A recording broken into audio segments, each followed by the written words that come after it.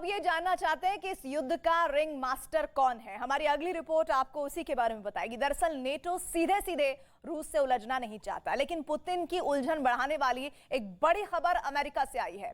Ukraine युद्ध जो अब एक बहुत बड़ी प्रयोगशाला बन चुका है, वहां कुछ नए हथियारों का टेस्ट होने वाला है। यह रिपोर्ट आप देखेंगे तो आपको पता चलेगा कि बाइडेन ने अभी तक यूक्रेन युद्ध को लेकर हार नहीं मानी है और उनका कौन सा हथियार है जिसकी चर्चा रशियन फोर्स के बड़े बड़े कमांडर भी कर रहे हैं।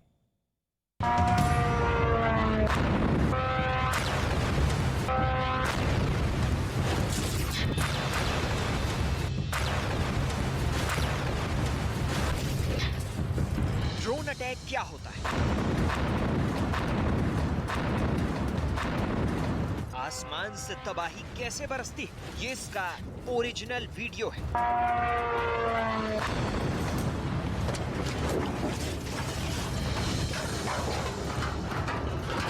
बचने का कोई तरीका नहीं।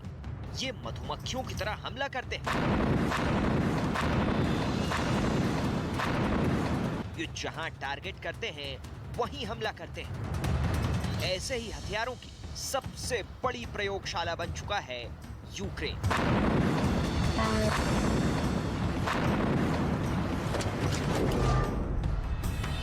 दुनिया की सबसे बड़ी प्रयोगशाला का मतलब क्या है?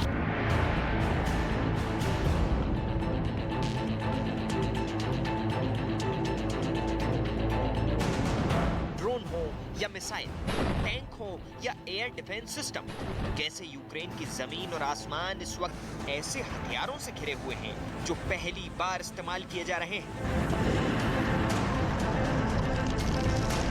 यूक्रेन में क्या क्या आजमाया जा रहा है, क्या क्या और टेस्ट किया जाना बाकी है, इसकी एक प्रैक्टिस अमेरिका अपनी जमीन पर करने जा रहा है।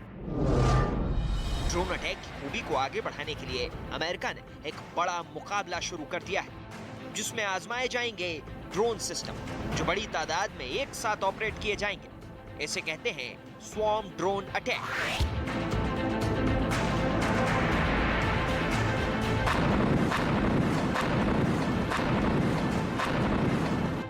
ड्रोन टेक्नोलॉजी में सबसे आगे है अमेरिका, लेकिन चीन और रूस के साथ तुर्की और ईरान ने भी पिछले कुछ सालों में अपने ड्रोन इतने ज्यादा विकसित कर लिए हैं कि अमेरिका के सामने बड़ा चैलेंज खड़ा हो गया है। यही वजह है कि अब अमेरिका एक एक्सरसाइज में 30 से ज्यादा ड्रोन को टेस्ट करने जा रहा है। कितनी खतरनाक है ये टेक्नोलॉजी और क्यों किसी भी युद्ध में ये गेम चेंजर हो जाएगी, उसकी ताजा मिसाल पूरी दुनिया ने यूक्रेन के युद्ध में देखी है, जहां यूक्रेन ने तुर्की के TB2 ड्रोन का इस्तेमाल करके रूस की फौज को भारी नुकसान पहुंचाया है।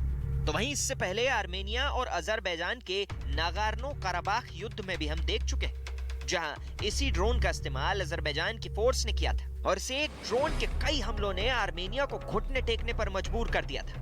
इसी खूबी को देखते हुए अमेरिका ड्रोन वॉर की बड़ी पिक्चर खींचने जा रहा है।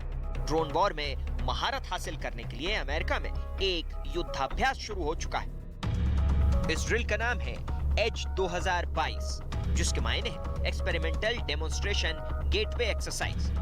12 मई तक चलने वाली इस ड्रिल में छोटे ड्रोन पर जोर रहेगा। 30 मिड साइज ड्रोन के स्वॉर्म अटैक यानी एक साथ बड़ी तादाद में हमला करने वाले कॉन्सेप्ट को आजमाया जाएगा।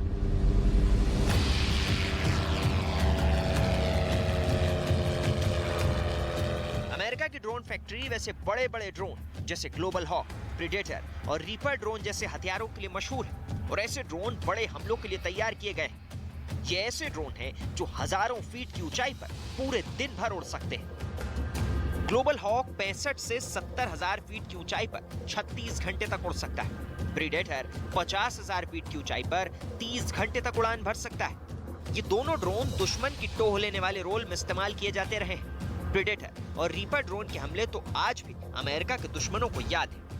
इनसे अमेरिका ने अफगानिस्तान के अलावा यमन और इराक में कई ऑपरेशन किए हैं। प्रीडेटर जैसे ड्रोन में लगने वाली एंटी टैंक मिसाइल से सटीक निशाना लगाकर अमेरिका ने अपने कई दुश्मनों को खत्म किया है। प्रीडेटर अपने नाम के मुकाबले आज भी दुनिया का सबसे खतरनाक ड्रोन माना जाता है। इस मुकाबले में चीन के पास भी कई ड्रोन हैं, जैसे CH-3, CH-4 और CH-5, जो बहुत हद तक अमेरिकी ड्रोन, प्रीडेटर और रीपर की नकल के तौर पर बनाए गए हैं। चीन इन्हें पूरी दुनिया, खासकर अरब देशों और अफ्रीका में खूब बेच रहा है। चीन के अलावा तुर्की के भी कई ड्रोन प्रोजेक्ट चल रहे हैं और इसके ड्रोन TB2 की कामयाबी के बाद ड्रोन टेक्नोलॉजी में तुर्की बहुत आगे बढ़ चुका है। यूक्रेन ने तुर्की से जो TB2 ड्रोन खरीदे, उसकी खूबी देखी। TB2, जिन्हें बेरे कतार ड्रोन भी कहा जाता है, ये 4 एंटी टैंक मिसाइल लेकर उड़ता है। 150 किलो तक वजन उठाने वाला TB2 ड्रोन 25,000 फीट की ऊंचाई तक 27 घंटे तक मंडरा सकता है। यूक्रेन के पास ऐसे 20 ड्रोन थे, लेकिन रूस का दावा है कि कई TB2 ड्रोन वो मार कर गिरा चुका है। लेकिन सच ये है कि अब तक इस ड्रोन ने रूस की नाक में दम किया हुआ है। उसके कई टैंक इस ड्रोन के हमले में खत्म हो चुके हैं। रूस ने यूक्रेन के ठिकानों पर कई ऐसे हमले किए हैं जिसमें मिशन को रात में अंजाम दिया गया और इसमें यूक्रेन की फौज को बड़ा नुकसान हुआ है। В течение ночи высокоточными ракетами воздушного базирования ВКС России поражены 4 военных объекта Украины, в том числе 2 района сосредоточения живой... इन सब के बीच रूस और इजराइल के लिए भी ड्रोन बड़ी ताकत है।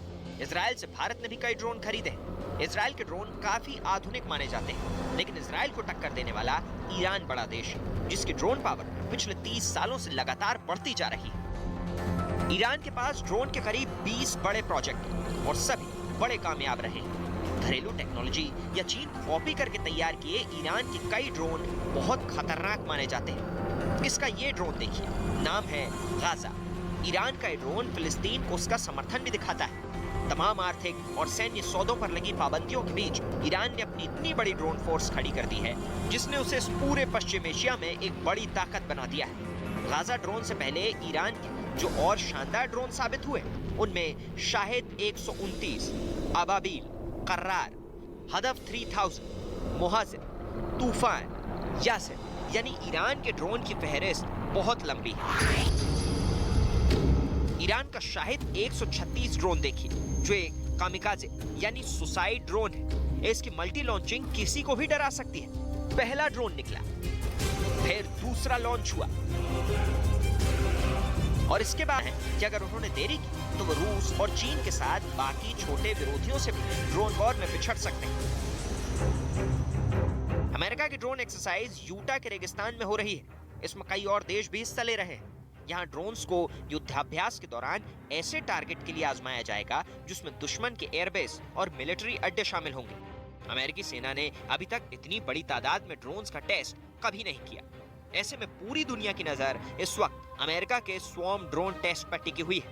अमेरिका का फोकस छोटे ड्रोन्स पर है और इनमें LTS 600 का वजन करीब 12 किलोग्राम होता है।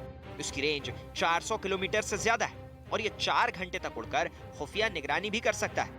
साथ ही सुसाइड मिशन को भी अंजाम दे सकता है, यानी ये दुश्मन के ठिकाने पर एक मिसाइल की तरह गिरकर उसे तबाह भी कर सकता है। एक बार लॉन्च किए जाने के बाद इन सभी ड्रोन्स को किसी हेलीकॉप्टर या फिर ग्राउंड स्टेशन से ऑपरेट किया जा सकता है। अब जरा तफसील से समझिए कि आखिर स्वॉर्म अटैक होता क्या है। जब कई ड्रोन एक साथ मिलकर एक मिशन को अंजाम देते हैं तो इस सिस्टम को ड्रोन स्वॉर्मिंग या स्वॉर्म ड्रोन टेक्नोलॉजी कहा जाता है। इनकी ज्यादा तादाद होने के पीछे की वजह यह है कि दुश्मन का एयर डिफेंस इन्हें रोकने में नाकाम रहता है।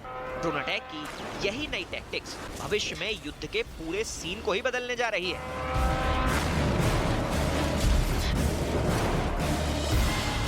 स्वॉर्म अटैक को समझने के लिए चीन का ये मल्टी ड्रोन लॉन्चर सिस्टम देखिए।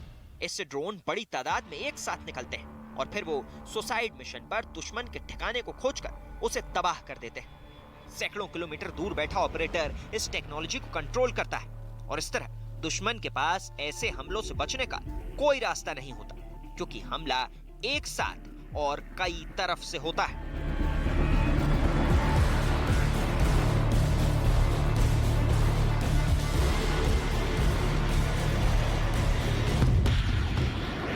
स्वॉर्म ड्रोन दुश्मन के इलाके में भारी तबाही मचा सकते हैं। ये कामयाब हथियार इसलिए है, इनकी लागत कम होती है, ये हल्के वजन के होते हैं। हाईटेक आर्टिफिशियल इंटेलिजेंस तकनीक से लैस इन ड्रोन को हैंडल करने में इंसान से ज्यादा कंप्यूटर और सैटेलाइट गाइडेंस का रोल होता है। अब देखिए वो हथियार जो यूक्रेन की सेना को अमेरिका से मिल रहा है, और अगर ज़ेलेंस्की की फौज इसे सही तरीके से इस्तेमाल कर पाई तो ये उनके लिए ट्रम्प कार्ड साबित हो सकते हैं।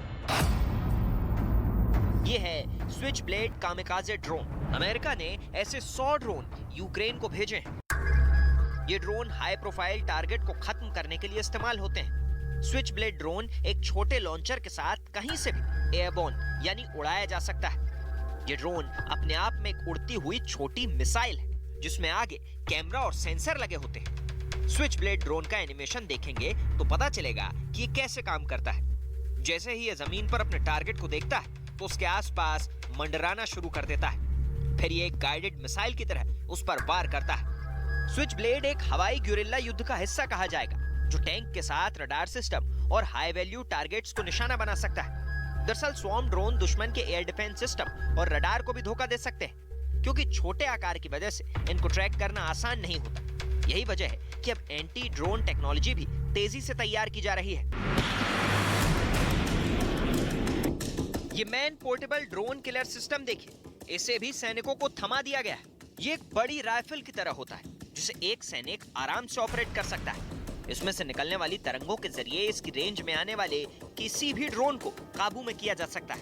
इस ग्राफिक्स को देखेंगे तो समझ आएगा कि कैसे एंटी ड्रोन एंटेना राइफल, जिसे ड्रोन किलर भी कहते हैं, वो रेडियो वेव से ड्रोन की दिशा में हमला करते हैं जिससे ड्रोन जैम हो जाते हैं और उस पर पायलट का कंट्रोल खत्म हो जाता है।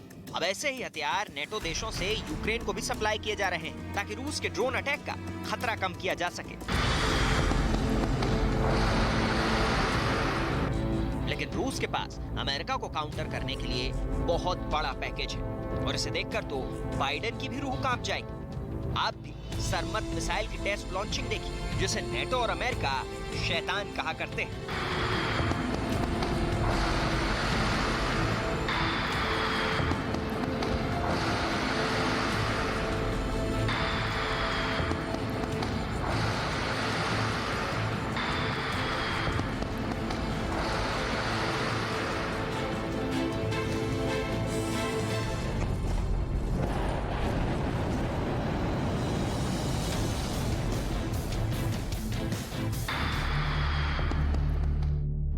रूस ने सरमत मिसाइल का टेस्ट करने के बाद कहा है कि उसका ये सबसे खतरनाक हथियार हाइपरसोनिक ग्लाइड व्हीकल भी लॉन्च कर सकता है, यानी परमाणु अटैक करने का ऐसा जरिया जिसे रोक पाना अमेरिका के बस की बात नहीं।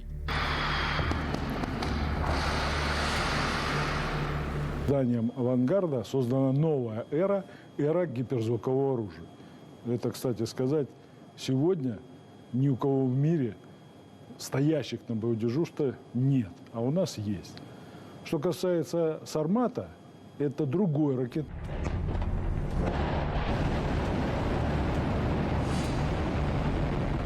एवनगार्ड रूस का एक हाइपरसोनिक ग्लाइड व्हीकल है जिसे पुतिन गेम चेंजर हथियार कह चुके हैं। ये आवाज से 27 गुना तेज रफ्तार से पृथ्वी के चारों तरफ ग्लाइड करेगा और ये हथियार परमाणु हमले के लिए इस्तेमाल किया जा सकता है। इसे ट्रैक कर पाना और इसे रोकना नामुमकिन सी बात लगती है और फिलहाल यही अमेरिका के सामने सबसे बड़ा चैलेंज है क्योंकि यूक्रेन में मुकाबला तो सीधा सीधा अमेरिका और रूस का ही है।